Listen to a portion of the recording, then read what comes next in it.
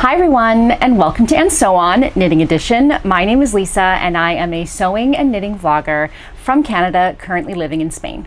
Okay, so this episode is going to be all about my knitting, and if you're new here and you don't know about me because maybe this is the first time you've seen one of my knitting podcasts, I wanted to just tell you a little bit about me, and then I'm going to get into the finished objects, the whips, the acquisitions, the dream knitting. I've got it all. So like I said, my name is Lisa and I'm from Toronto, Canada. Currently, I'm living in Spain, just outside of Barcelona with my husband and our two teenage daughters. Yes, I now have two teenagers. My youngest just turned 13. I love to sew and I love to knit, and so most of my channel up until this point is sewing, although I do have a bunch of knitting vlogs and I will link to the playlist below if you want to see more of my knitting. I tend to be a very streaky knitter in that my husband jokes that I fall into a knit hole and I can't even get out again. I just all of a sudden become completely obsessed, and then for a while I tend to kind of go away and I sew more. So I'm just a creative person. I'm an actor. I've worked in musical theater for over 20 years, and not so much here in Spain, not at all here in Spain, but when I was back in Toronto, I worked in theater. And so this is just another creative outlet for me. It's a way for me to express my creativity, and both knitting and sewing do that. And I find that one really informs and reinvigorates the other. So right now, all of a sudden, I got totally reinvigorated in my knitting. And this happened about 2 weeks ago. We had a really big summer storm, and I'm going to put in a little clip now. So if you're sensitive to noise, maybe plug your ears.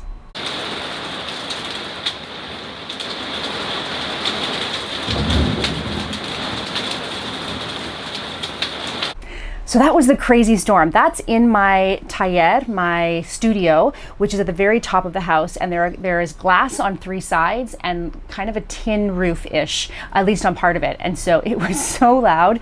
But for the first time, the terracotta floors, we've only been in this apartment for a little over a month, so I haven't experienced it in colder weather. And the terracotta floors in my studio all of a sudden were kind of chilly, and I was like, oh, whoa, where's my knitting? And I dug it out and I just started knitting, and I've really, in the last couple weeks, just really dug back in. And so I really wanted to share that with you guys. Now, I have one finished object that in truth is a finished object from a few months ago, but I haven't done a knitting podcast since then, only a sewing podcast. So I thought that you knitters might like to see it. This is my Brightfeather by Jennifer Steingas Knit Love Wool.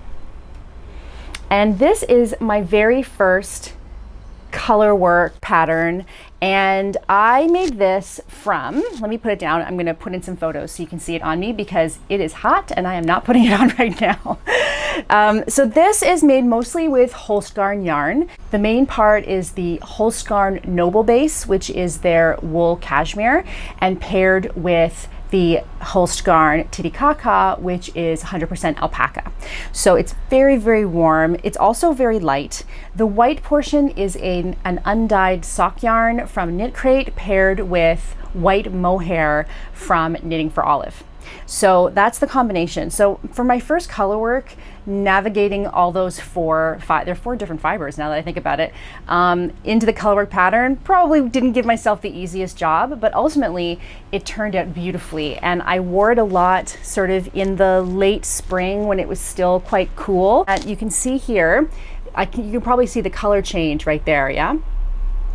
So I ran out of the Titicaca at the end, and rather than reordering just that, I actually got some more mohair from Knitting for Olive. So this is a brown, I think it's called Mousse, the color, from Knitting for Olive. And so the ends of the sleeves are just nice and soft and extra fluffy. So the color change doesn't bother me, and I think it actually adds a nice detail. So I love this sweater. It actually has not been fully blocked yet, I'll be honest. I steam blocked it, but I have not wet blocked it.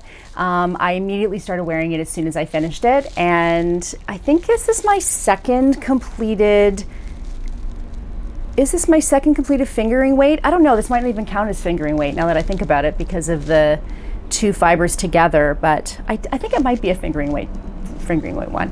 I'm planning to do a video in the fall with all my knitted sweaters because I do have quite a few, and almost all of them I've knit here while we're in Spain.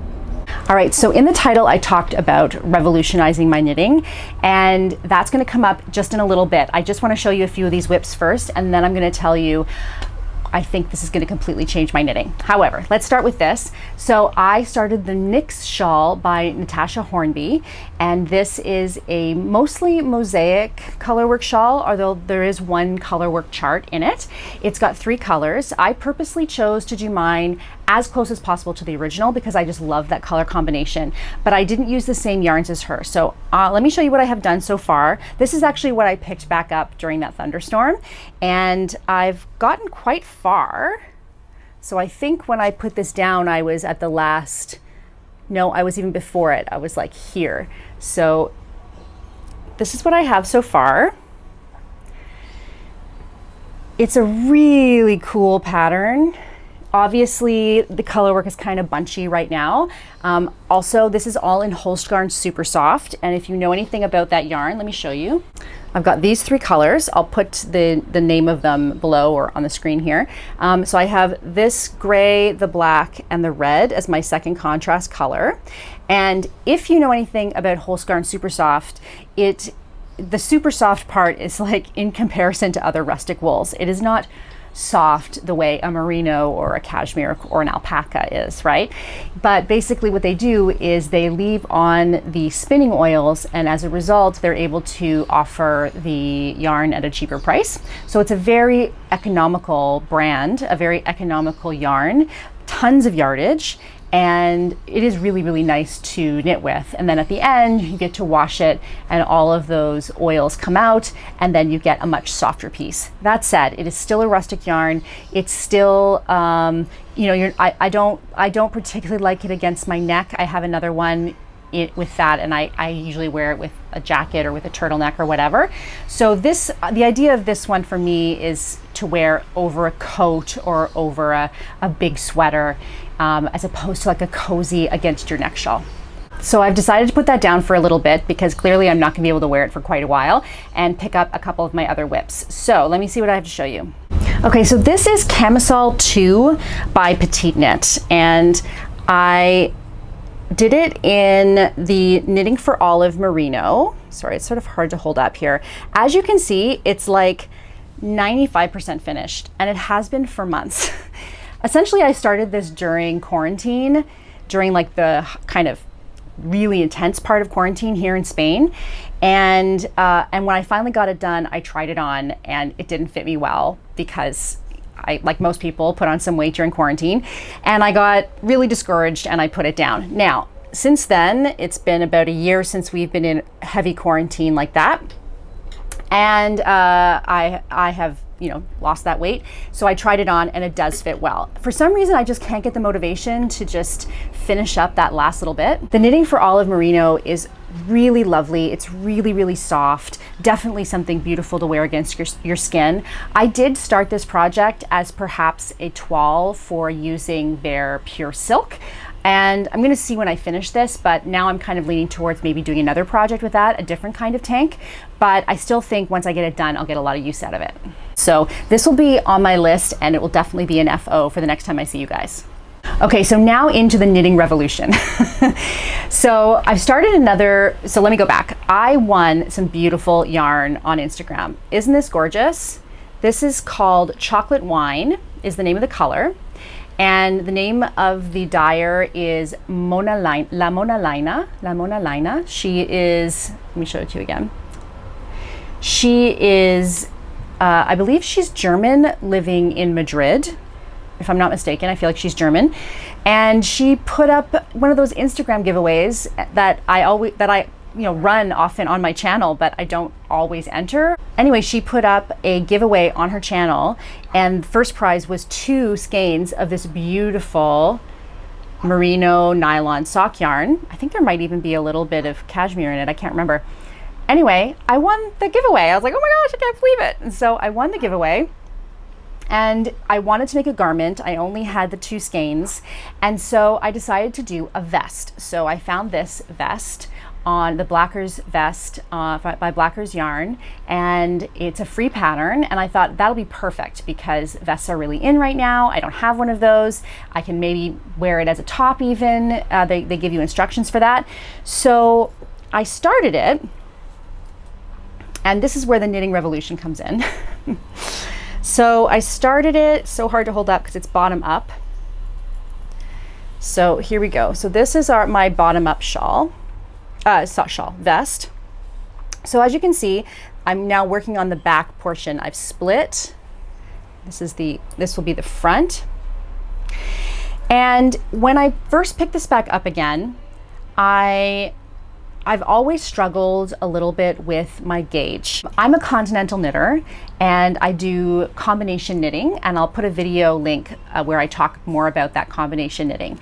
And it works really well for me. I can knit really, really fast. I get a consistent gauge, but it's a very loose gauge. And for sweaters and for scarves, it doesn't matter so much. I can generally make it work. For socks, it's frustrating because I can't get those teeny tiny, beautiful little stitches that others can get. And I've even gotten so far as going down to a 1.75 millimeter needle and reducing my stitches, but then the stitches themselves are still a bit bigger, and so you just don't get that pretty that look.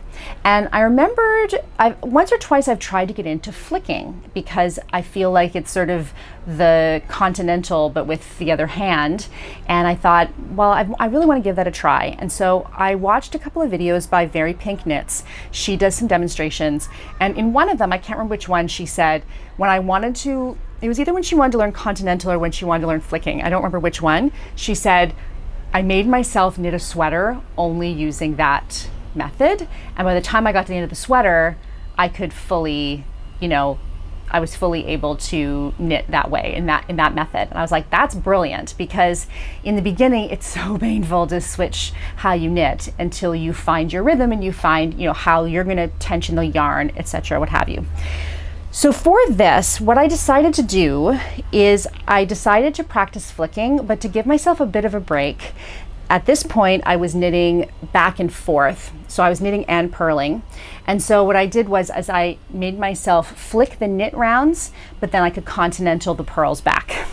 And so that already gave me a tighter gauge. You can see how kind of slightly more drapey and floppy this part is. And then this part here definitely has a tighter gauge. I haven't measured it because really I'm looking at this now as kind of a bit of an experimental project. So as I kind of started doing that, I thought, okay, now let's see if I can only do the flicking. And so I picked up a pair of socks that I literally had the cuffs that I had taken off the needles and thrown in a box because I wasn't going to continue them. And I thought, okay, let's put those cuffs back on the needles and let's try just knitting a tube, and I'll add afterthought heels, etc. So I'm trying to see this is probably the best one to show you. Okay, so down here you can see the continental and how much stretchier it is.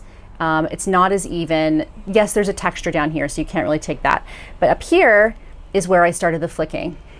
And it's just a more dense fabric. I've never been able to wear my socks in shoes, maybe occasionally in boots, but I've never had that really like tight sock feeling. I wear them constantly. I wear them around the house. I wear them, like couch socks. I wear them.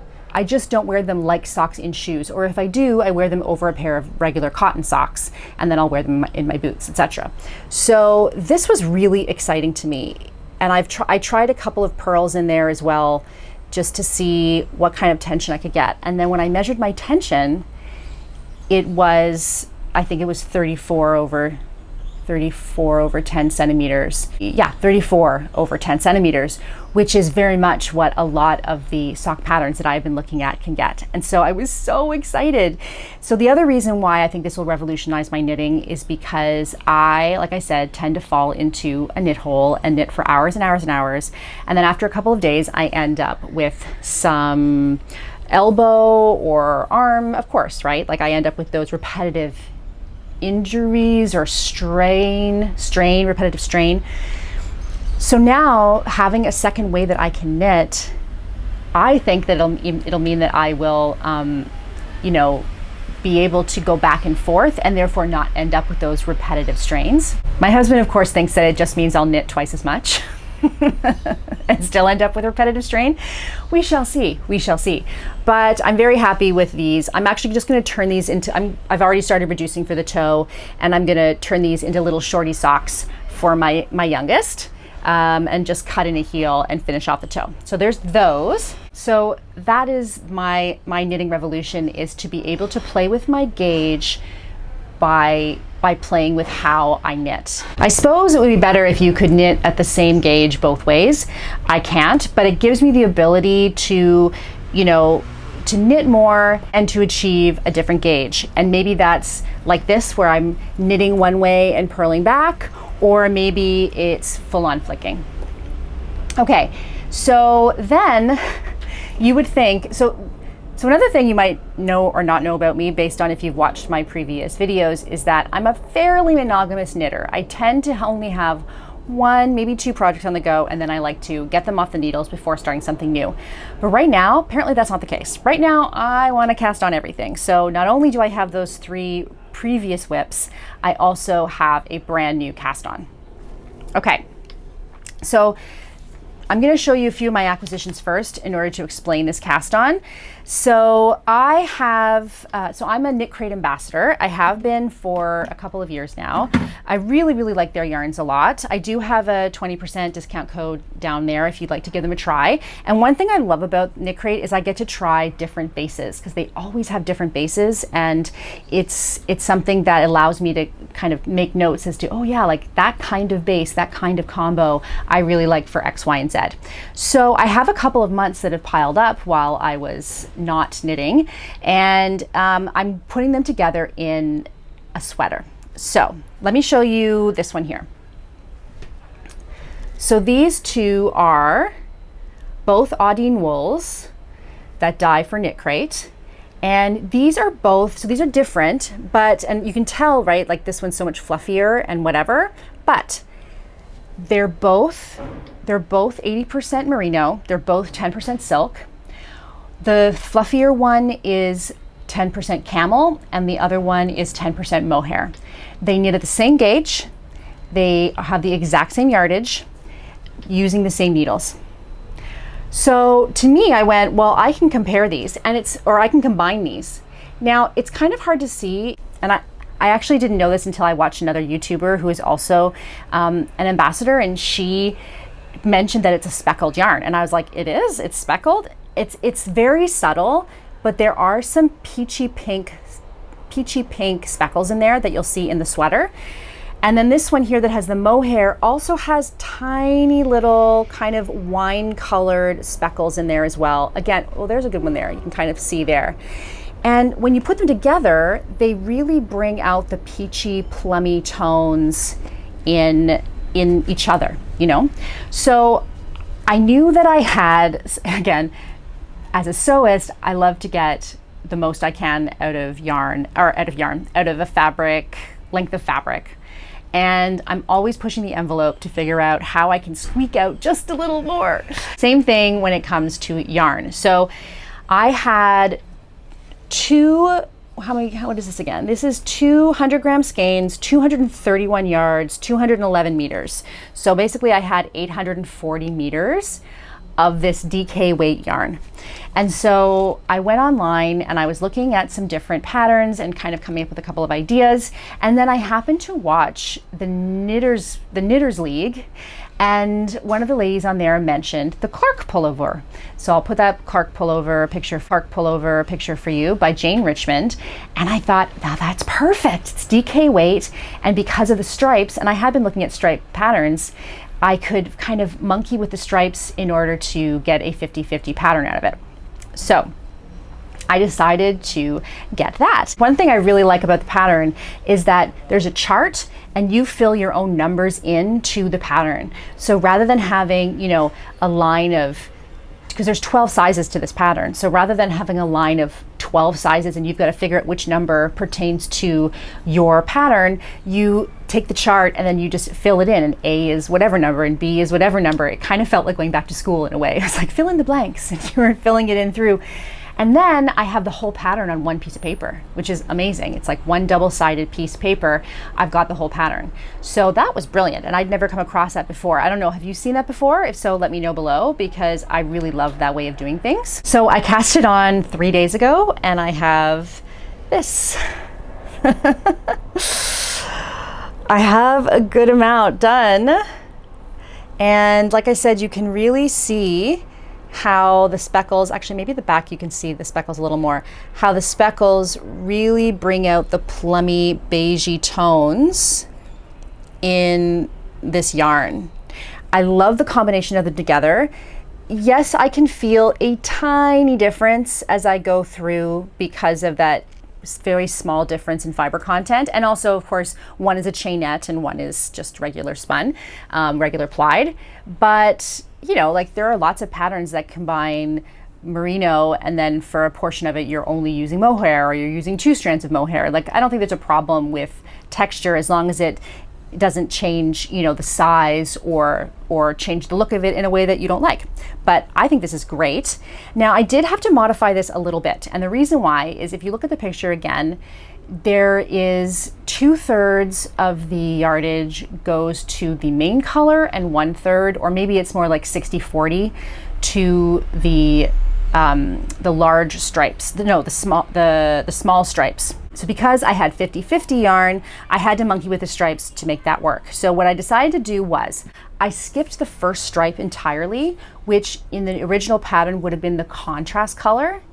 And then I did a full chunky stripe in the contrast color rather than only making the contrast color in the skinny stripe. Do you know what I mean? So in the original, the contrast color is the skinny all the way down, and I make it the chunky so that I use up more of that yarn. So because of that, you're missing one stripe kind of right here, which I don't think I'm gonna mind at all. And I'm also gonna make it a little bit shorter because I would prefer, you know, I would prefer kind of more waist length. This looks a little bit kind of lower waist. I'd rather kind of right at the belt line. And that will also probably help me get the whole thing out of those 4 skeins of DK. Now, if I have any more problems, I can always make it kind of a 3/4 length sleeve, or I'm gonna wait until the end to do the neckline so I can see what I have left and figure that out. Although I am leaning towards the darker color for the neckline, but we'll see what happens. Anyway, now let me know if you enjoyed this one. It's going by so fast. And then finally, I have a few acquisitions. I actually have not acquired very much yarn at all, except for my knit crate, because that comes every month. So to show you my other knit crate that has arrived, actually I have 2 that I can show you. So this is Audine Wool's Chill as well. And this is Surrey alpaca with 10% cashmere. So 90% Surrey, 10% cashmere in worsted. It's such a beautiful color. I absolutely love it. I have 2 skeins of this, so this will definitely be some sort of warm, cozy, lovely thing for fall. And then the other one is, this one is an Aran weight, and it's 90% alpaca, 10% tencel. And again, I don't know yet what I'm gonna do with this, but it has a really nice little speckle to it. It's got that great blue gray color. So I'm going to be using that as well in the fall. We went to Barcelona the other day. So Barcelona is like a 30-minute train ride. It's not very far. So we went into Barcelona and I went to Miss Kitts, which is a very big yarn store in Barcelona. They have a lot of hand dyers. They're, you know, quite well known here. I would say they were kind of running low on some of their hand dyed yarn. It was looking, their wall of yarn was looking a little bit peaked, but but I did manage to find something, and I got this beautiful skein from Olan, which is an Irish dyer. It's so pretty if you look at all of those colors in there.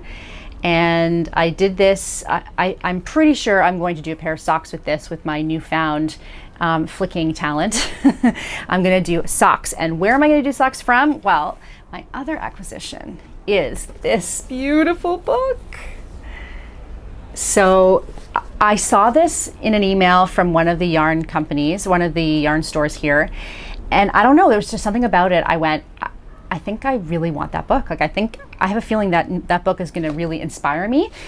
And so by the time I went online, it was already sold out from the Spanish store, but I found it from a French store when we're very near France here. So it only took, I think, 3 days to arrive or something like that.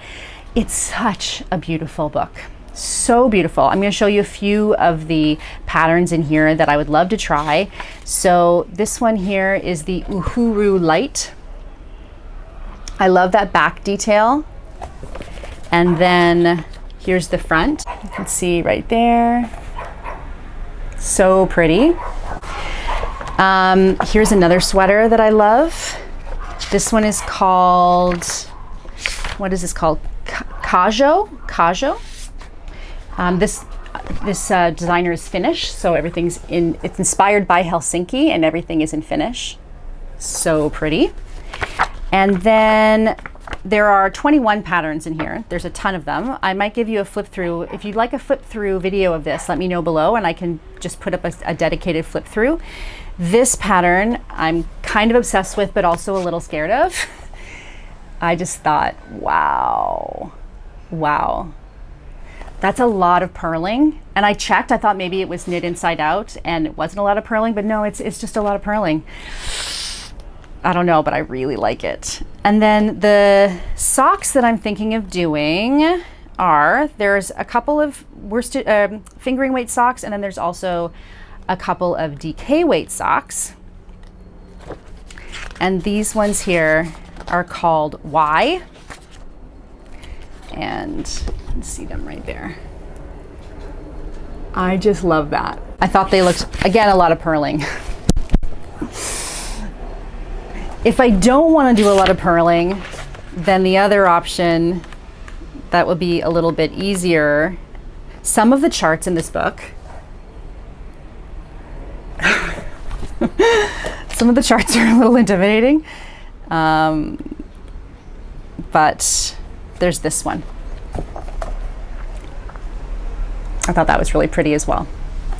Anyway, Urban Knit by Leenie, Hoimela. And just so beautiful. The last thing I got for myself is, let me see if I can grab it. It's way over there, is a ball winder.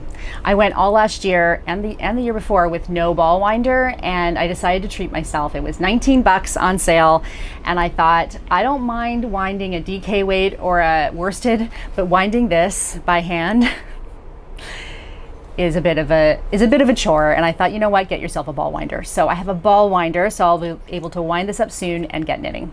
All right, that's all for me today. I do plan to keep up these knitting podcasts once a month, maybe even a little more often depending on how much I get done. So if you love knitting, please do subscribe, please do like it, and please do send it to another knitting friend and share the love. I would so appreciate that. All right, that's all for me today. I hope that wherever you are, the sun is shining and you are sewing or knitting, and I will talk to you soon. Bye-bye.